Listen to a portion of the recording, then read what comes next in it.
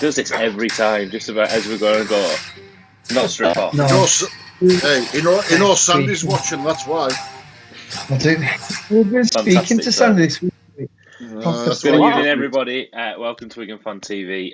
Absolute carnage and chaos already. We've got Matthew Mellon stripping in the background, looking at Stu's ceiling. My headphones weren't working, and I don't know what else was happening. David, are you sober? I guess that's a question on everybody's lips. Water. Pure water. Doesn't look like water, but I guess we'll find out as the show goes on. 6 people on screen, which I think is going to be absolutely chaotic. Yes, and Matt's back, which sort of just adds times and multiplies that by about 1 million. So I guess I'm just going to throw it in there to start off with. First person in, you take it over. John Bateman, discuss.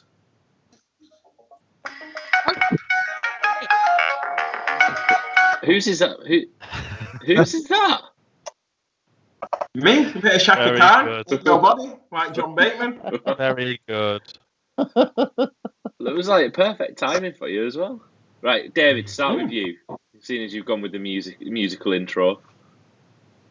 If this doesn't happen, Sean, like you see the angry mob on The Simpsons, that's going to be nothing compared to coming up to the northeast if this doesn't happen. I thought you said the angry mop there. I was looking at your head. I thought you said the angry mop because you were touching your hair. I was going to say, what's going on with this haircut? It's just non-existent at the minute. Lockdown hair. I think one of my friends said that people either come out looking like boiled eggs or wizards, so I'm definitely going for the wizard look. John Bateman, yeah, exciting, isn't it? I was looking before as well, looking back over because it was mentioned in the Australian press over the weekend, wasn't it, on the Return of the Footy show, that he'd put the feelers out. If it happens, then crikey, can you imagine that back row? Farrell, Bateman and Smithies. It's incredible if it does come off, but I'm not convinced, Sean. It's just a pipe dream to get him more money, surely. Okay. Who else wants to chip in before we sort of get everybody excited? Somebody bring us down. Somebody tell us that it's not happening. I've just said that. Yeah, somebody else. We need more negatives. I find it hard. I find it hard to believe.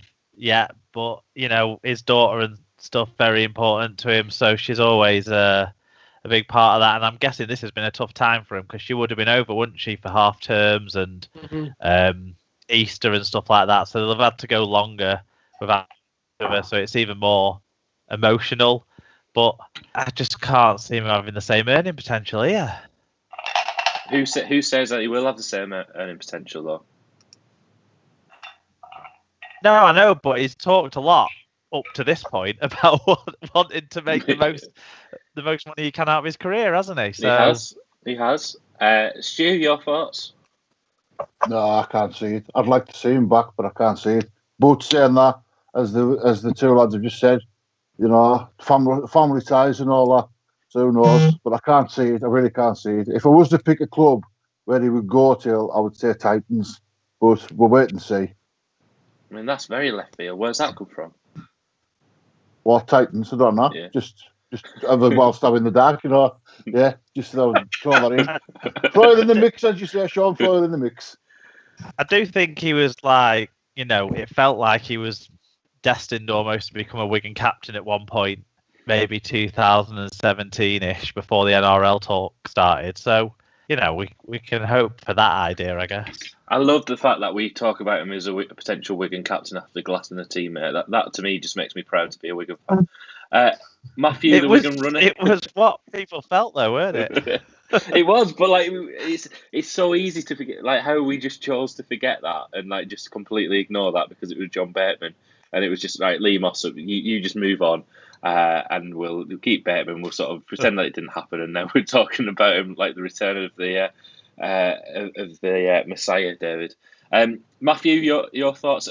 First of all, are we under the units tonight? Are we in the kitchen?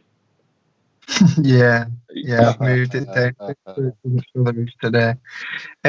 I think he'll come back. Yeah, I think it was always going to happen. I get the feeling that these players, they might have an agreement where they're just going to go to Australia for a couple of years and then they're going to come back. Possibly that's what he's had. he's coming back to Wigan. Feel weird being the positive one here. Usually I'm the one that goes against the grain with Wigan, but yeah, I think he'll come back. Matt, come on.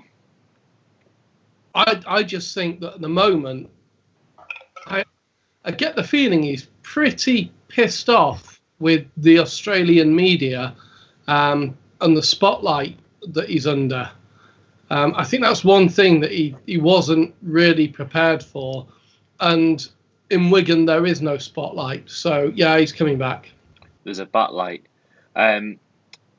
There's a Batman theme going through this, if people haven't realised. So we're getting sort of a general feeling of we would all love it to happen, but we just genuinely can't see it happening. I mean, there's a few things that mean that it definitely is going to happen. One, these things just don't happen. These rumours just don't come from nowhere without some kind of substance somewhere. And then if they are going to sort of disappear, they disappear quite quickly. This one hasn't disappeared after a couple of days. If anything, it's sort of re-emerging with some credibility of 5-year deals, terms of what the contract might look like. We know that when he left Wigan on really good terms, despite glassing a teammate. He left Wigan on good terms in the fact that he had sort of a contract agreed or a ballpark figure of what he may return to the club with. We've also got the issue of his daughter that most of us have touched on there as well. The fact that we've got coronavirus means that he hasn't seen his daughter since January, and it's very likely that he won't see his daughter until sort of November, December time. So that's 12 months without seeing. He's out injured again, isn't he? He's having another op. Why not after that's done fly home? I'd have thought, but. And the other thing with that as well is he's having this operation on a shoulder injury. Now that's concerning. And if for John Bateman, probably where he was 6 months ago, probably the most biggest up and coming talent in the NRL, the biggest impact that an English player has probably made going over there since Adrian Morley. Obviously, Sam Burgess sort of we classed him as sort of already being there, but that's a massive impact. And to be the Dally M second row of the year, he's made a big impact. He knew that he was going to get a lot of money for his next contract, and that's what he was looking for. I think, Mark, you were saying there about him being quoted about just saying he wants to make as much money as he can for his daughter and then he can come back over. But do clubs know about this shoulder problem? Shoulder problems tend to be big problems, and we've mentioned Lee Mossop earlier. Lee Mossop was probably the epitome of what shoulder problems can become. Why would an NRL club invest in somebody that's had one good season, come over from England and had one good season, and now wants so much more money when he's out injured? We've not seen him play this year, and he's out for a longer period of time. I don't think NRL clubs no longer will invest the money that John Bateman originally wanted. I think John Bateman's probably mentally got to prepare himself that he's not going to see his daughter for 12 months, and what at the end of that does that look like? And I think he wants to come back to England. And secondly, I just think it's going to happen, and I think we're very close to it. I think he's pissed off with everybody in Australia and the media that people have said. That intrusion he wasn't expected. And like you said, Matt, there's no spotlight in Wigan. He knows what it is at Wigan. He knows what to expect at Wigan.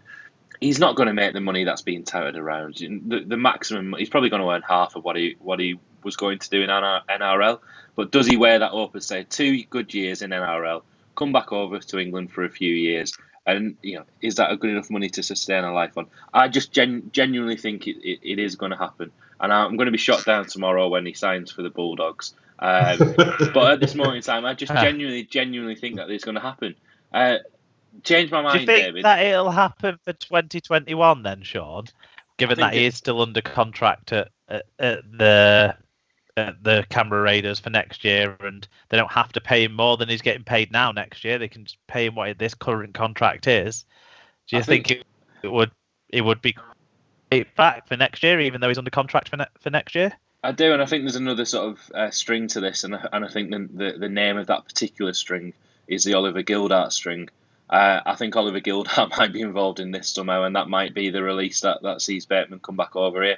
It will fit well with our salary cap, I suppose. We've got the issue of Hastings, which we might touch on later, about him saying that he's not a marquee signing. But I think the Oliver Gildart wanting to go to Australia. If we had Gildart on a marquee, if Gildart was paid marquee, he'd count less on the cap than John Bateman would, because John Bateman is a Bradford product, not a Wigan product, so he'd have to be charged at 150 on the cap, whereas Gildart, if he was paid more money by Wigan in the future, he'd only be 75 on the salary cap. and there might be something about this returning talent. I know it's normally from rugby union, but you can just imagine Ian Lenigan trying to sort of persuade the Super League or the RFL that John Bateman is a returning talent, and therefore we should have a greater exemption to the rule, similar to what Warrington did with Josh Charnley returning from rugby union. David, Mr. Negative at this moment in time, changed my mind that is not going to happen. Take a sip of your gin. It's not gin. Water, is it? That's dodgy water.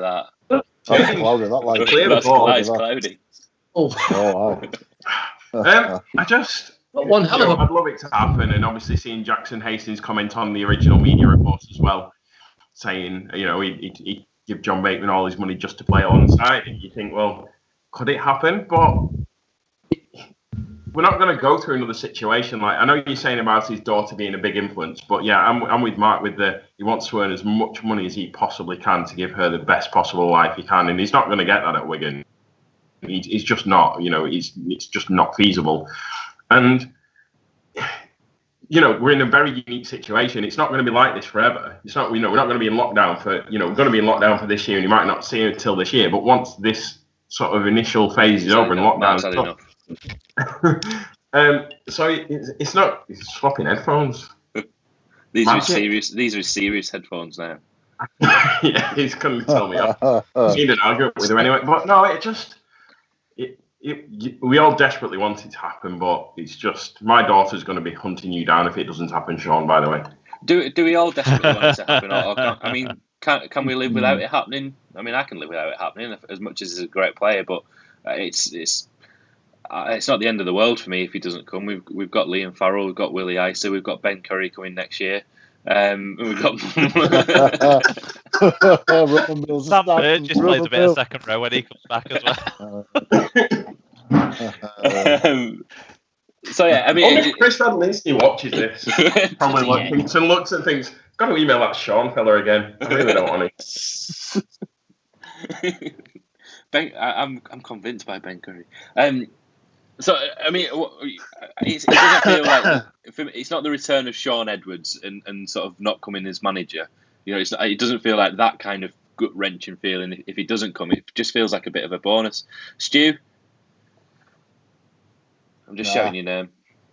I can't see him coming, to be honest with you. But I tell you something. You're on about Ben Curry. I would have him snap of a beat, me. I would, because what he does for our friends in Davidstown, even though David he doesn't live there anymore. But that's another scenario.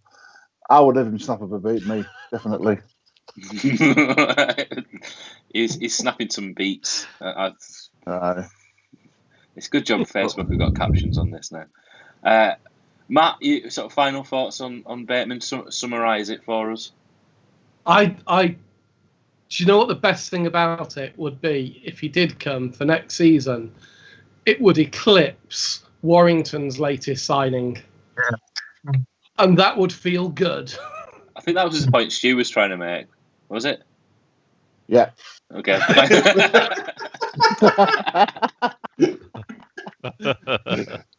No comment. There you go. That would have been better. You're not under caution. Well, that's then though. Not guilty, Your Honour. There you go. Matthew, your sort of final thoughts on the return of Bateman? There's that sort of the thing that strikes me about Bateman as well leaving is that sort of photograph of looking out onto the DW. That sort of perfect photograph, wasn't it? And to see him back and to see him potentially, we've talked about captaincy quite a lot on here, but Matthew, your final thoughts on that? Do you think it'll happen? Yeah, I said that before. I think it will. I think the factor. Sorry, no, it makes first me being right. What was the figures? What you was talking about? I've not seen these. What were thrown around? I mean, we've had sort of 230 grand. There's been 350 grand, 400 grand in terms of NRL contracts. But I mean, I think you're looking. What's counting on the cap, Mark? 150 grand. There's a marquee. Marquee is you have to pay them more than 175, and they count for 150. So the sort of figures they're talking around is he's looking to get a contract that would affect in the NRL is what was before the return to Wigan talk. Was the rumour was he was looking for a contract in the NRL that would be equivalent of about £300,000 a year, our money. So he wouldn't be coming back for less than £200,000. You wouldn't have thought. I mean, it's a lot of money, isn't it? When you're talking about that amount of money, it's a case for him to weigh it up as to that money or spending those sort of times with his daughter. I mean, how old is he? 25? Yes. 25.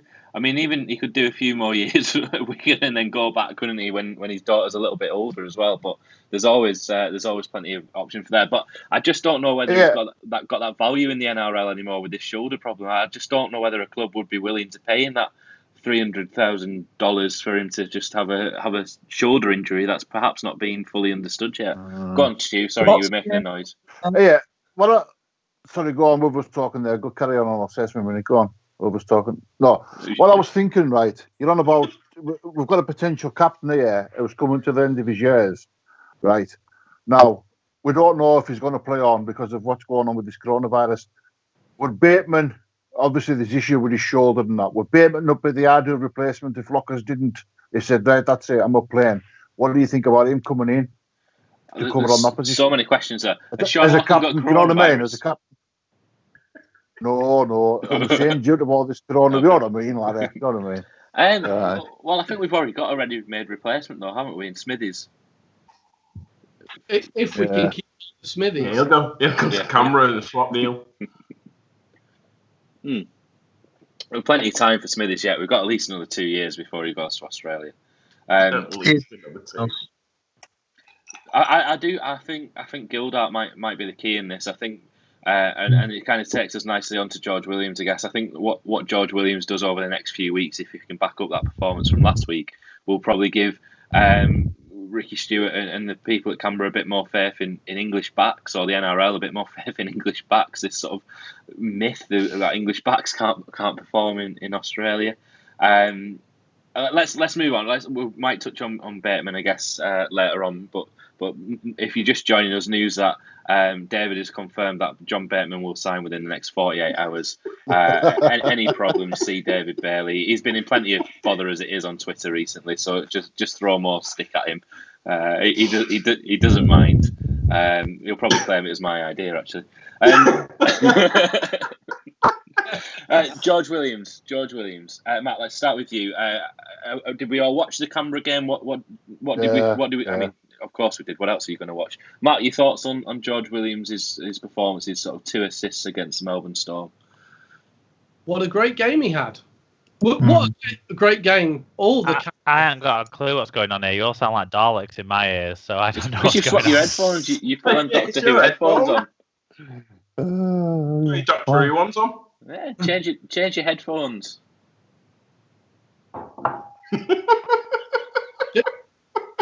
Change your headphones. Maybe that'll come across normal by I like it. Good logic. He's going to be gutted as well because we're talking about George Williams. Should we just talk about Liam Farrell to make him even more gutted? Matt, continue with your thoughts on George Williams. He had a good game. And I thought Canberra on the whole had a good game. I thought they looked like really, really solid team. And I was really pleased for George Williams. But I kind of agree with Sean Wayne in a way in that I don't think he didn't do anything amazingly exceptional that he wasn't doing when he was here. He's just a really good player who is playing well at the moment, and there are still probably areas that he can improve on. But it's almost like they've decided, look, we've got this really good English import. Let's talk about him loads to dull the pain of losing the other English import that's going to go back to Wigan. I like it. David, you were nodding along with me there on that sort of comparison of what Sean Wayne said about his performance. I'm guessing you agree with that. Yeah, great. You know, me and Mark were having a bit of a discussion the other day, and Mark proceeded to roll out to his stats. But Williams had a good game. I don't think it was an exceptional game. I mean, he made a big hit, which got all the Aussies excited, seeing a scrum half tackle. Blew their minds. But as I was saying before, for me, Williams' best days at Wigan were pre his marquee contract. After that, he did a lot of the things he did for Canberra last week against Melbourne, but he just didn't do them consistently enough. And I hope it would be amazing if he goes over there and becomes a great player in the NRL. And because, like you said, there's this myth about backs in the NRL, and there's not been that many that have actually made a big name for themselves over there. So there'll be nobody more pleased than I will. But he just, for me, he wasn't doing it at Wigan. He got a lot of unnecessary criticism, but he wasn't performing consistently enough at that level, which is, echoes what Wayne said. I think he was. Mark will tell you the stats back it up as well. He's gone. Your backup's gone, so you're on your own, pal. Mark's back up. I'm the one that's on my own anyway. I don't think he did it consistently enough. I just don't. I think he tried to do too many elaborate things, and that cost us quite a bit in the big games over the last couple of years. Stu, your thoughts on George Williams' performance? You would have watched it. You've got nothing else better to do, have you, on a weekend morning than watch rugby? What did you think of his performance? Yeah, I was pretty impressed with him. As I said, that shot, the Aussies, I thought they were going to have a heart attack when they put that shot on them. But what I was pleased with the old icons of the game over there. Your Sterlings, your all them boys that's played, ex-Kangaroo players. They were really, really buffing it up. But on another note, I will state this: our Josh Hodgson, they were all on about him, and they were saying the two Englishmen and this and that. When have you ever heard Aussies ever give us proper praise like that? You know what I mean? They're always pulling us to beats, always saying with this, with that. We'll never make it in the NRL. Well, them two, brilliant. And when they were interviewed after it, you could see they were glowing, absolute glowing. Fantastic. But as they say, great. Poms smashed the Aussies. Great. What more can we say? Fantastic. Move on.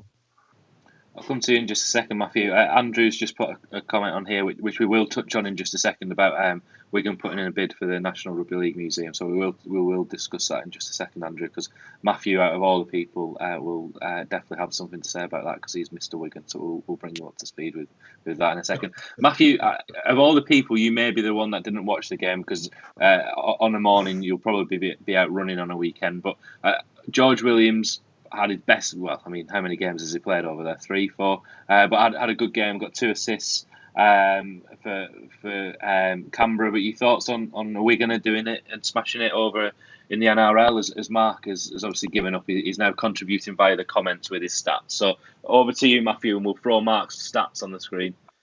Yeah, so I did see the game on repeat. I did see how well he played. I've just used it as an opportunity as well to say, last week when it was all pixelated and I had to use me 4G, Sky wasn't working as well, so that's what that was. But yeah, he played really well. Tech update. So if there's anybody out there who is capable of repairing Sky and broadband, please get in touch with the Wigan Runner. Sponsorship is available. I've had it fixed anyway. So he did play really well, and I noticed what the commentators kept saying as well. They kept saying he almost seemed arrogant about what he was doing, and it made me think where he's got that posture, hasn't he? That very upright.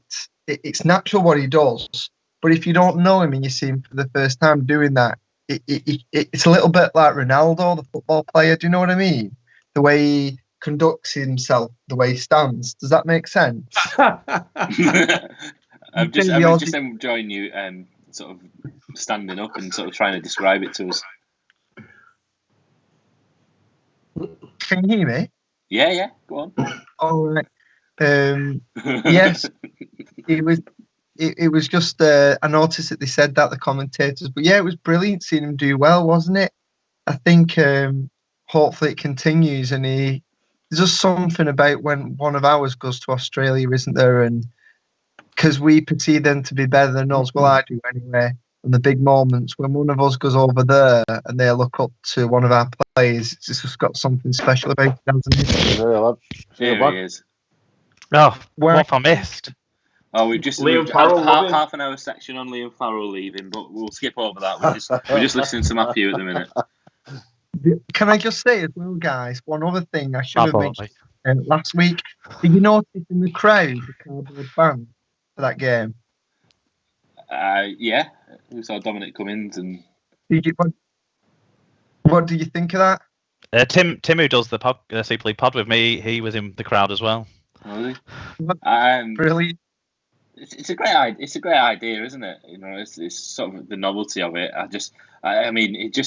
It frightens me to see cardboard cutouts of Castleford fans. It's bad enough seeing them in person, but the fact that they'll be static at Weldon Road is it will be a stand of scarecrows, won't it? It will be frightening.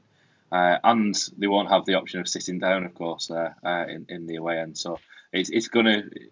So that'll cost more cardboard to obviously get them standing up. So that's going to be a problem at places like Wakefield and Cass. But I think it's a good idea. You're just going to end up with Per Palaki and Dominic Cummings and all sorts of people watching Rugby League games, aren't you? It originated this from a team called Borussia Lagbach, or Lagbach is how you pronounce it, in Germany in a football match 2 months ago. My friend and a couple of us have set up a company now called Stay at Home, Be at the Game. And we're trying to bring this, I'm helping him with it now, and we're trying to bring it into football and Super League in the UK. He just takes over with a sales pitch, doesn't he? Honestly, I've never mentioned it before. But because you just mentioned that game and it was in the crowd, I thought I could say it then. No, you brought it up. The cardboard fans are in it. Anyway, if it ends up being at Wigan for the home games, you'll be thanking me next. So, Mark, that was watching Keir Starmer against Boris Johnson, then just sort of bringing out something that we'd all forgotten that he actually did bring it up. I was lost with that. So are you involved with the company, Matthew, or are you just sort of like an ambassador? No, I am involved with the company. So we've been working on it for about a month since it was on in Germany. And the truth is, we're not going to be able to go back to the games at first for a while, are we? And the idea is with this that people will pay to have themselves in the crowd. And it was really funny what you said about Per Palaki, because Per Palaki was in the stadium. Borussia Gladbach, he actually was there.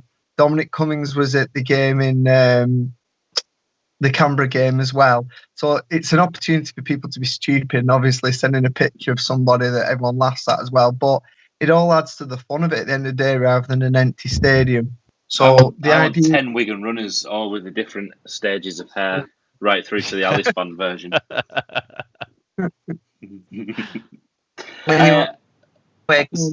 Just mention it. No, that's fine. Well brought up. Did you used to be a salesman by any chance? Don't say that. I hate.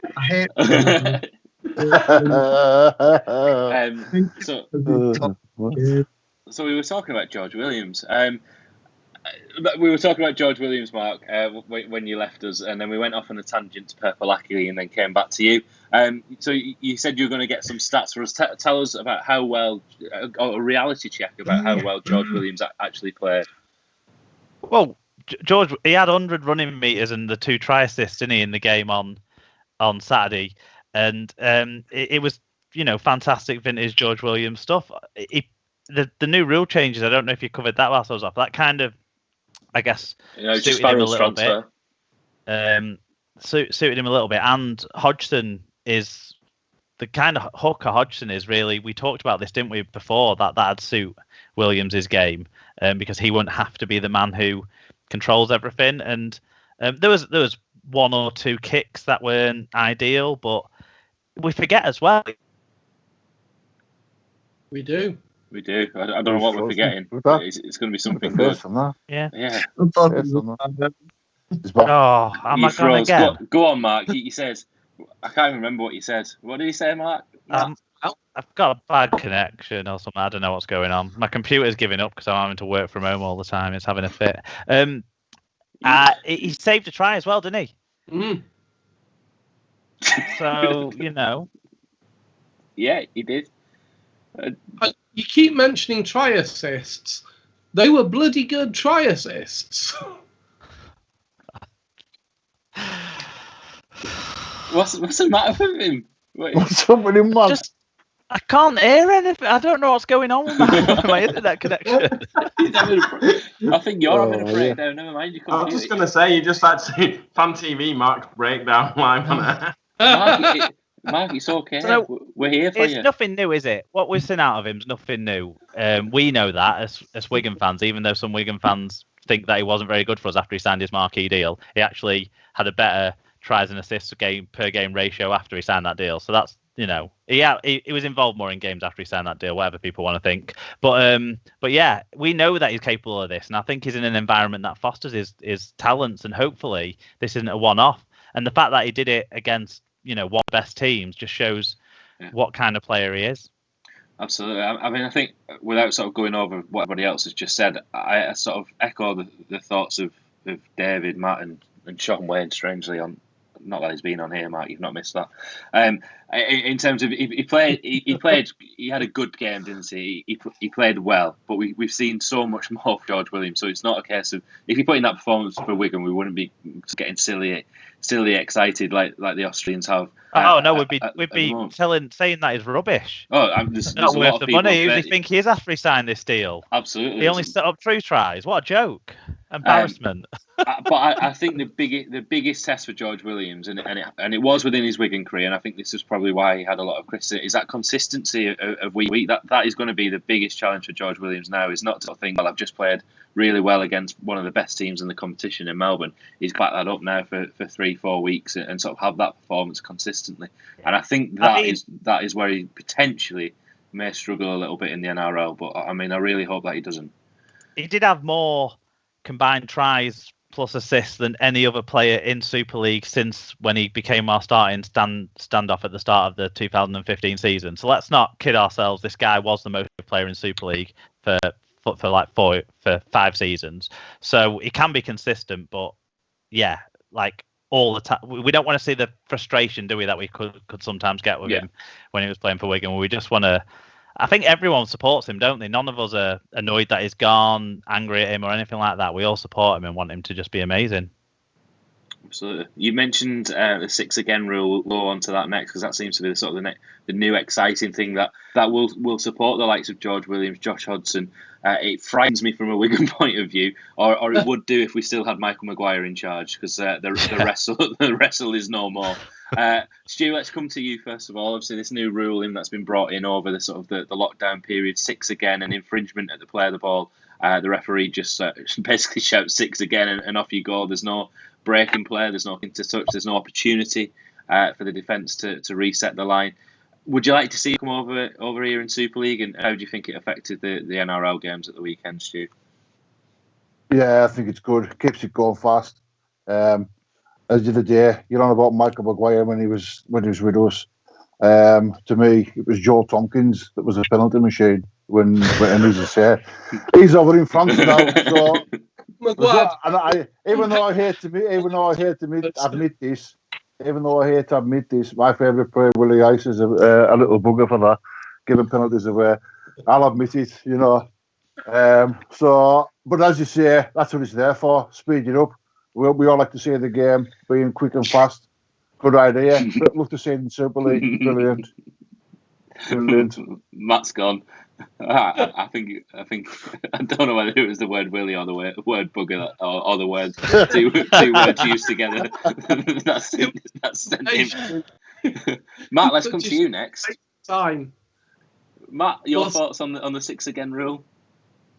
I loved it. I thought it was great. I thought it brought back a fluidity in the game that we haven't seen since defences really became key and really sharpened up.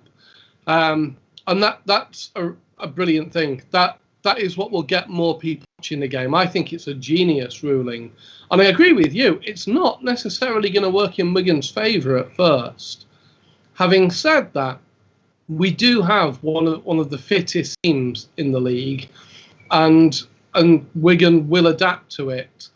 But at the moment, I think it might catch us cold a bit more than most teams. Maybe not.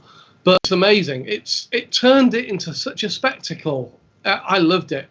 It brings the smaller players back into the game a lot more, doesn't it? And dare I say, might give a purpose for Morgan Escaray at some club in the future, like Widnes. But the likes of Bateman French sort of picking up the ball and running from dummy half. I mean, Sam Powell's developed that, as we've spoken time and time again. But that's the rule. The club for me that it'll favour more than any club will be Warrington, because they specialise in running from dummy half. Go on, Mark. It'll do well for Warrington as well, because Ben Curry and Jack Hughes are very athletic second row forwards, and we saw athletic second row forwards absolutely ripped it up this weekend in the NRL, because it's just quicker. It plays to them better. Yeah, it'll do as well next year with Ben Curry. We've got Curry, yeah, we've got alongside Curry next year. It'll be fine. Legend. I don't know what happens to Willie Isa. Probably it'll bugger off. But so I mean, I think the team that is gonna benefit most is Warrington. So it only feels right to come to you, David. Darryl Clark. Darryl Clark, yeah. David, your thoughts on that? Obviously, secretly, you must be delighted. Wow. Just echoing what everybody else has said. It stops that lull of the penalty being given, then the players back chatting, then the kick to touch, or it just keeps it moving. It just distances even further from rugby union of the game just flowing and the excitement. And like you said, with players at Wigan in particular, the likes of Bevan French, who can just literally make a gap from nothing, it just creates a more family friendly atmosphere again with the game. We're just going to be just more excitement, which we'll need. Matthew, I'll come to you in a second. My attention was drawn to Matt as he was stroking himself with a spoon. It was a pen. Sorry, it was a pen. Sorry. I mean, you can put whatever into your mind. It's more on you, that I think. Sure. Do you know what was going through my mind is he's got some kind of tweet back with a spoon. No, he's going to play the spoons at the end of the show. Is what I was thinking. Yeah, I mean, that's not far from reality, really, is it? Potentially. Matthew, you said you watched the Canberra game on repeat at the weekend. That was obviously one of the new rules. Did you notice sort of a speed or I guess the counter sort of balance of this is the fact that there's now more tired players at the end of the game, and there's almost a bit of a lull at the end of the game. That's being challenged a lot more. Matthew, your thoughts on that? Yeah, it just seemed to be to make the game faster again, which is always a good thing. So yeah, I mean, it's only one game I've seen with it so far, so let's see some more games first, but if it's faster, I think it's better. My only sort of observation of it that I found quite difficult when watching is actually knowing when that has happened. And as from watching it on the telly, I guess, a lot more. I mean, you're not going to be a spectator, I guess, for a while in the stadium, but you kind of know because you're guided a little bit by. Yeah, if you're in the stands. You'll see the 6 again sign, don't you? Yeah. No one misses that when it's a knock-on. Yeah, good point. Yeah, you're right. It sometimes might take a second to click, and people will be like, "What's going on?" But to be honest, they're going to find ways of countering it, aren't they? The lack of wrestle was a great feature, and actually takes away the third men tackles, which will reduce our suspensions untold amounts. So that's pretty positive from our side of things. But so that's the good side of it. But maybe that was just as much about the conditioning of the players coming back from the break as much as it was about the 6 agains. That I think average 5 a game of those decisions were given, the 6 agains, 5 to 6 a game. So, but one thing that we do have to keep an eye on, if I think about bringing it in ourselves, is the scorelines got lopsided in most of the games this week. Now, I don't know if that was a game because of just coming back off the break and getting the fitness back, or does the 6 again have an influence on one side dominating the ball more because they're not kicking a penalty, they're not having that break in time and stuff like what David talked about, which is what we like to see from it. But if you're going to have a dominant side, you might see scorelines going out one way. But in the Canberra game, the Storm actually have already started to come up with a wrinkle that'll counter it to me. and it's being not square for the next tackle. Yeah, and they did it so you twice get a in that penalty. game, and that's the way that coaches will tell the players to like slow the game down, get not square, tackle from not square. It's the penalty that we were going to give a tackle before anyway. Do it. I mean, I think we saw that with some dissent. I don't know if it was in that game or another game as well. Talking back to the referee, you give away a few more meters, but you get that penalty and you get that time to reset the line. I think the teams that will succeed with this rule are the ones that adapt to it quickly. And like you said there, Mark, if the Storm are already sort of counteracting that, they'll get used to it pretty quickly. I think it might actually see an adjustment to how we see rugby league benches in the future as well. I think we've started to, we went away for a period of having that extra hooker on the bench. Then we went back to the hooker when the interchanges have been reduced. You could go back to maybe seeing 2 backs on the bench and 2 forwards on the bench, or just 4 forwards on the bench because they're going to be absolutely exhausted. A lot of sides had outside backs on the bench. Yeah. So there becomes a role for that utility player. The sort of I don't know why Paul Johnson comes to mind, but the Paul Johnson, Lee Gilmore type player. Gilmore. All of a sudden, they become absolutely vital. I mean, Lee Gilmore could probably do a job. That's for why most Willie Ice's not going to lose his place when Ben Curry comes. Ha ha ha! Easy. I mean, Willie Ice played centre at Langtree Park a couple of seasons ago when we beat them in the Super 8 with Oliver Gildart on the wing. I mean, it was probably one of our best centre wing partnerships that we've seen for quite a while. So that's the situation. Joe Greenwood, another second rower there as well, who might benefit from this kind of. He had a good game that night, didn't he? Your microphone is fantastic at the moment because it's making you slur your words and then speed them up. Well, you sound like David a couple of weeks ago. It's brilliant. I don't need a microphone for that. So we're all in favour of the 6 again rule. Would we all like to see it in Super League? And would we like to see it in Super League when we return in August? Yeah. I'd like to make sure the games aren't going to all be one-sided first, but I'm on the positive side. But I'm not all in, but I'm on the positive. Okay, I'm on the positive side because I think there's an opportunity there to learn the game a little bit better and to more tries as well. No kicking for 2 where you'd hold someone down to meters out. So there's going to be more tries, isn't there? Imagine if this rule was around when Sinfield was playing, he would have retired 5 years earlier. Good shout. Or maybe when Brown coached Saints, they might not have won so many games by such close scorelines by just giving penalties away on their own line constantly, set after set. Because eventually they would have broke. It is going to have a big change on the actual game, isn't it? The fundamentals of the game there, those sort of examples that you've just given, that's a big shift. That's a big shift in the actual way that the game gets played. So it will be interesting to see how the teams adapt in the NRL, and obviously we've got the benefit of watching that before we even start, so we can sort of cheat a little bit and sort of let people do the homework for us. Final thing that we've got on sort of our agenda before somebody said that they wanted to have a rant about Jackson Hastings, so I'll sort of pass that over to whoever that was later on. Was this? I'm looking at David. He didn't say a rant. He just said Jackson Hastings. Sorry, Jackson.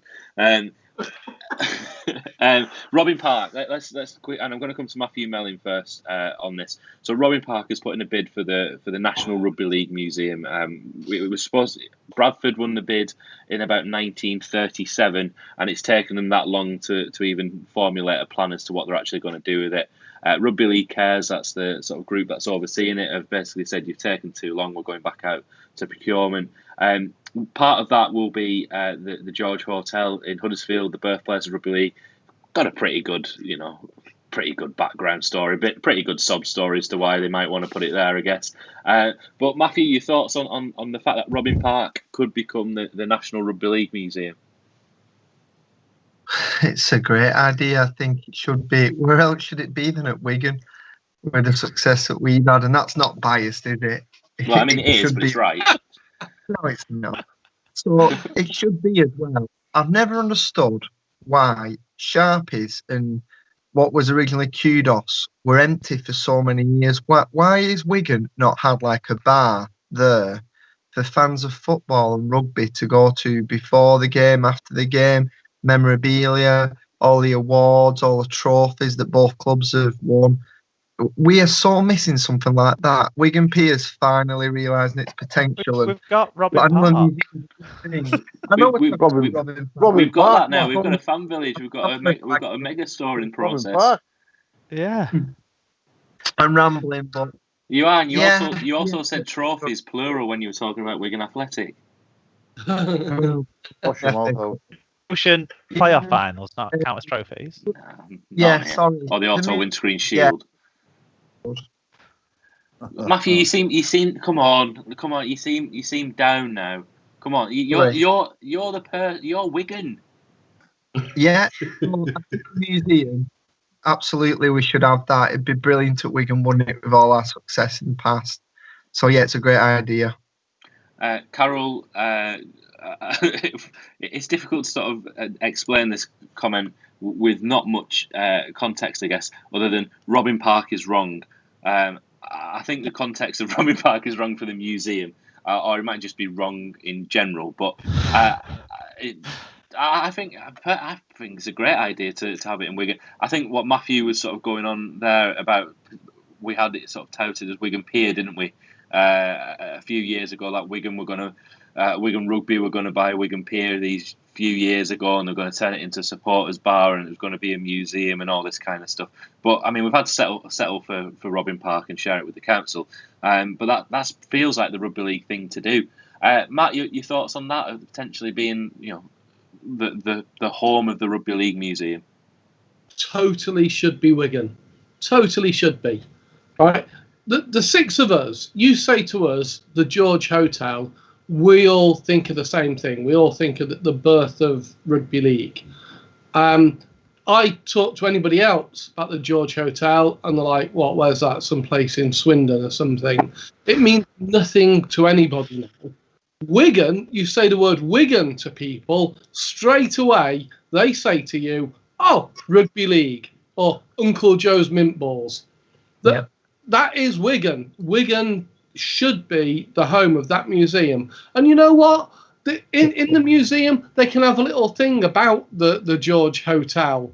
And that will do people the favour of they don't have to go to Huddersfield, which is very... where else would it be? I've got another option. There is Matt's mic right there. Drop it. Spot on, Matt. Brilliant. That should be the bid right there. Let's cut it up and send it off to him. So go on, Mark. You've got an idea. There's a third location that we've not discussed yet, and that's the farm in the middle of the M62. Yeah, I always thought we should buy up that farm and build the National Rugby League Stadium there anyway. So why not put the National Rugby League? Well, they did. They did. The RFL did. They bought Odsal. Not the rubbish tip that the farm sends its waste to. The one step up. Transport links. Yeah, absolutely. To be fair, Huddersfield, actually, where the George Hotel is in Huddersfield, it does have fantastic transport links because it's just off the square where the train station is, and it's the George Hotel would be the ideal location. But there's nothing to stop Wigan not having a museum ourselves. I mean, Chris Radlinski himself has got the best Rugby League shirt collection in Wigan, so why not get that on display in the ground? We can do something whether we get the funding from Rugby League Cares or not to do the national one. Wigan can have its own one because what we have that Huddersfield might not have, that other clubs might not have, is we have enough history of our own to make our own Rugby League museum and not worry about no one else wanting to come to Wigan anyway because they hate us, because we can go ourselves in peace and quiet and shared joy. Whereas everyone else, Neil Davis has got enough merchandise and enough memorabilia to fill both museums. Yeah, Mrs. will be excited because it means they can get rid of one of the lockups. Dawn says, sorry, I don't agree. It should be in Huddersfield. I take real offence to that. Anyone who knows about Rugby League should know where the George Hotel is. But I think that's part of the problem that I think Matt was trying to address is that's the problem. There is anybody who knows rugby league. We don't just want people that know rugby league. We want people that don't know rugby league to come to the Rugby League Museum and learn about the history of rugby league. I'm not too fussed about that being in under schools. Oh, Mark's garlicky. This is going to be good when it speeds up in a second. Which actually works.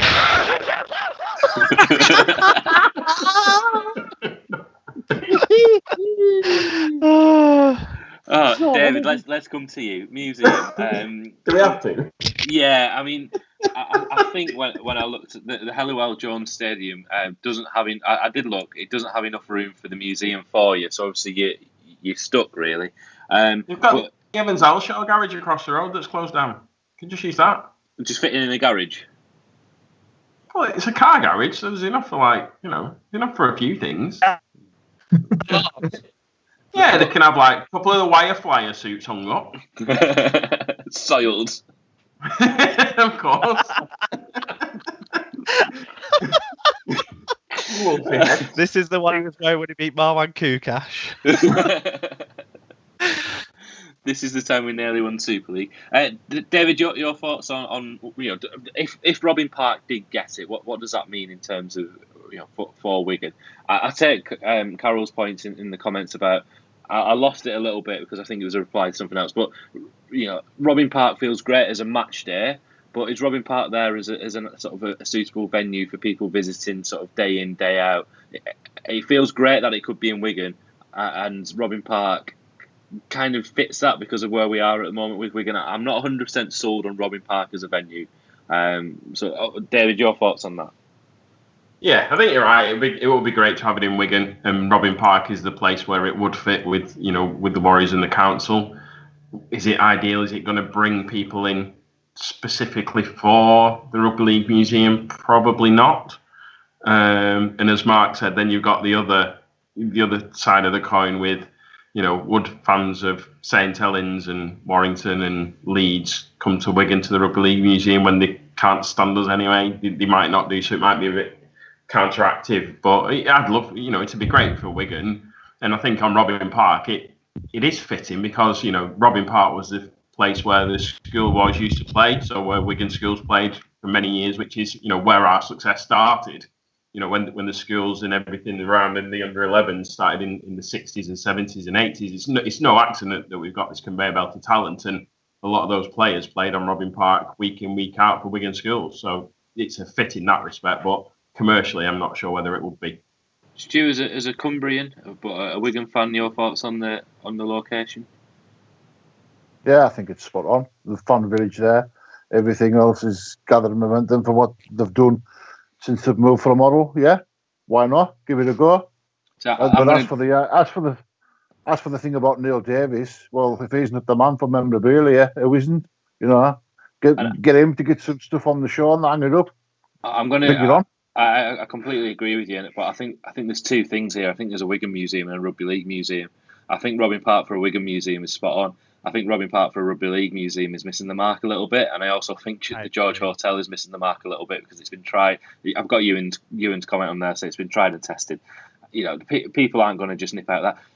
For me, it needs to be somewhere not necessarily linked with the heritage of Rugby League. It needs to be somewhere linked with the future of Rugby League and the place where we can get more people. And for me, it needs to be somewhere like where the National Football Museum moved to in Manchester. Now, we're not going to pay the rates for there, are we? We're not going to get it into the centre of Manchester, but somewhere like Media City, Media City, we're close to where the grand final's going to be. There's plenty of activity going on there. There's plenty of future activity going on in the place there. That's where the Super League headquarters or Rugby League headquarters or the media side of it is there. And it just feels like that's the kind of place where you're gonna get the fans from St Helens, Wigan, Leeds, people actually going there because it's not at Wigan. You're taking away that rivalry aspect. You're getting people to go there because it's a day out who are fans of rugby, but you're also getting that casual passerby who's in Manchester to go to the Old Trafford Museum and tour one day, and all of a sudden you tie it in with another museum across the road, which takes 3 minutes to get around. But that for me is where this museum should be, or we should be looking at it. For me, it's misplaced in Wigan. A Wigan museum at Robin Park is spot on. a rugby league museum at Wigan for me doesn't fit right. And I'm glad Mark's nodding his head because nobody else is. Exactly what I just said. Yeah, I think we, but apart from Matt, because he's campaigning, we all agree. Matthew, you've got something to answer to Chris Byron, the Wigan runner ate my hamster.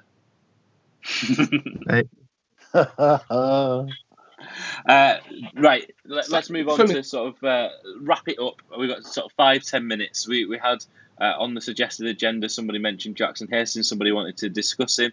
David, I'm looking at you. Was it you? Go on, David, lad. Go on, David, son. Go on.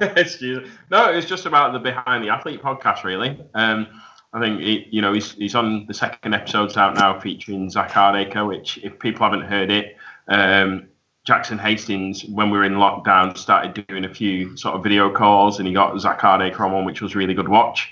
And then since then, he's gotten a little bit more fresh. So he's got an account called Behind the Athlete, where he's bringing a series of talks with players that have had issues in the past. The first one was all about himself. This one he's chatting with Zach Hardacre, which is a really good listen, and Sean Long's on an upcoming one as well. So controversial figures in the sport and their story and giving their side. And I just think it's good, and he's that kind of character. He's that kind of player. I don't know how long we'll have him for, but he's somebody that engages with the fans and somebody that we should really be making use of as a club and a sport as well. Super League to promote the game, because he connects with players, he connects with fans, and not just fans of Wigan and Salford. He connects with fans from any club that comes into contact with him. He's probably, Wigan players are normally hated, and he just doesn't seem to be. Even the Salford fans don't seem to begrudge him being at Wigan now, and that's a unique position for a Wigan player. So we should be enjoying him while he's here, I think. I'll just put Andrew's note on there. Thanks, Andrew, telling people how to turn the subtitles off. They are automated on Facebook, so if you just follow Andrew's sort of suggestions there of turning them off, because I know they'll be going wild. When we say Wigan, it'll be coming up with Wuhan, and that's why we've got so many fans in China. It's true. Honestly, even Mark's big in China. Anything else anybody would like to discuss? Matt is nodding his head because this fills me with, I'm scared, because you're angry. So get it off your chest. What do you want to talk about? A couple of things. I mean, I missed out last week. It was my floppy issue. In the last couple of weeks, I've seen just a couple of little things that have made me realise that the things that are wrong with rugby league on the whole. And if I just start with the games we've seen in the NRL over the weekend, which I think we all agree they're a real great spectacle, international TV coverage. They were wonderful games. The new rule that made it even better, in my opinion. They were fantastic games. And do you know what I saw the next day? I saw somebody complaining about the kind of the simulated crowd sounds. Oh, that was great. I thought it was good. Was great. I thought that was a work of genius. It worked so well.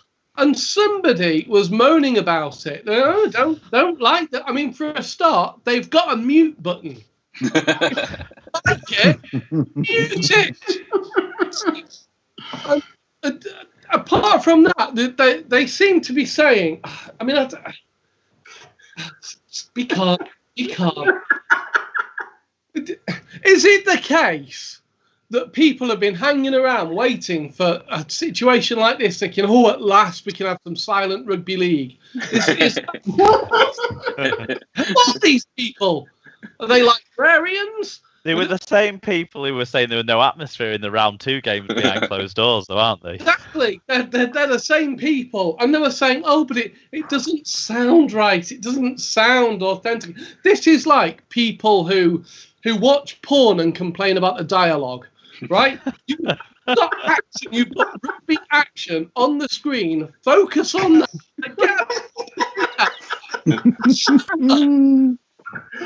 one thing. Is there another? The other thing that really pissed me off, and I know it's gone now. I know it's all water under the bridge and live and let live and big hugs all round, socially distant hugs and all that. But those clubs saying it was time to lower the salary cap and just... Unanimous. We're unanimous now, Matt. Let's not worry about the dissenters. We're unanimous. We weren't unanimous. There's no way we were unanimous. No, but I think it's positive for everyone to present a united front, at least. We don't see that anywhere else in the world right now. I get it. I get that these are financially difficult times for many, many people. But at times like this, what you need is pizzas. No, I just read that and thought that's what. No, sorry. Pizzazz. I can't read my own writing. It's pizzazz. You need sparkle.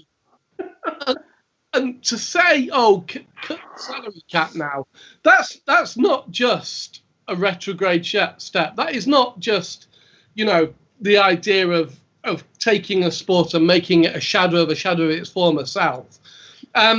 It's pandering to the sort of clubs that we should not be pandering to. I remember 1996 and the new golden dawn, the brave new world, a sport for the 21st century, the Super League. I remember that. We're in the 21st century now. And where are we watching the games? We're watching them at Wakefield Womble Shantytown. Castle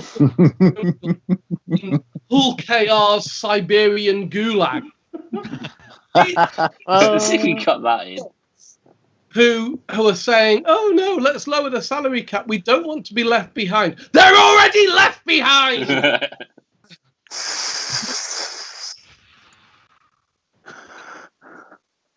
The problem is that's been 2 weeks in the making. Yeah, but it's all right now. It's okay. It's gone. Okay. I don't know what Matthew's doing. I know. I don't know what he's doing. I have watched him as well. It's been... yeah. Oh, shit. I broke my pen. Hey, Matt, you might have missed this. Matthew can do a really good thing with his pen. Matthew, have you got a pen? You'll be amazed by this. He's done it every week. Oh yeah.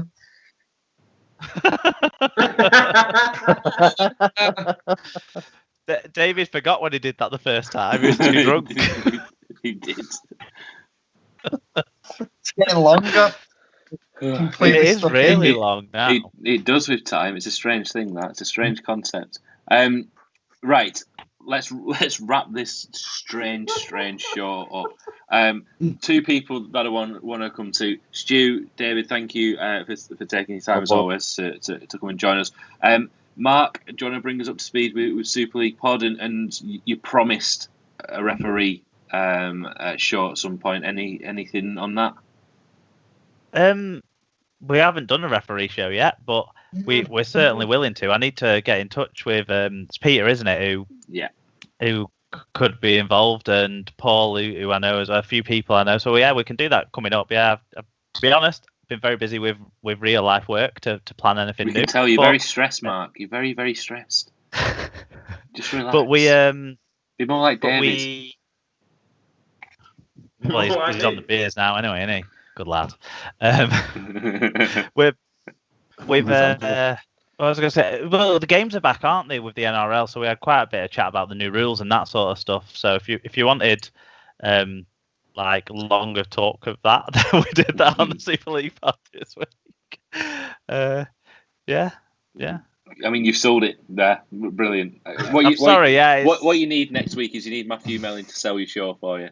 I'm going to come to the Wigan Runner finally, but it feels wrong, Matt, to not acknowledge why you weren't here last week and to at least give yourself some kind of plug, because I did watch it, and it's far better watching and this sounds so wrong, but it's so better watching other people do the masturbate than us do it.